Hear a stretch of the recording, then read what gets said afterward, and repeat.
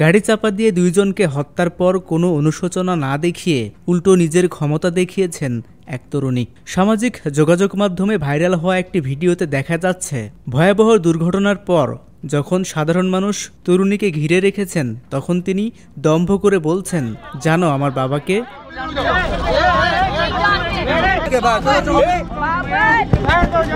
কয়েকদিন আগে পাকিস্তানে ঘটে এ ঘটনা, কিন্তু এতদিন পর ওই দুর্ঘটনার পরবর্তী সময়ের ভিডিও সামাজিক যোগাযোগ মাধ্যমে ভাইরাল হয়েছে।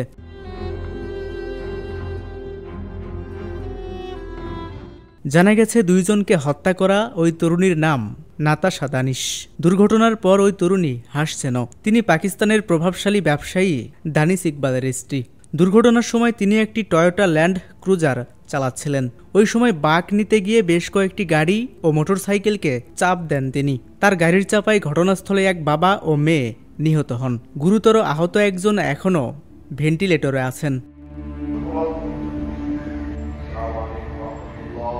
ইন্টারন্যাশনাল ডেস্ক, দৈনিক করতোয়া।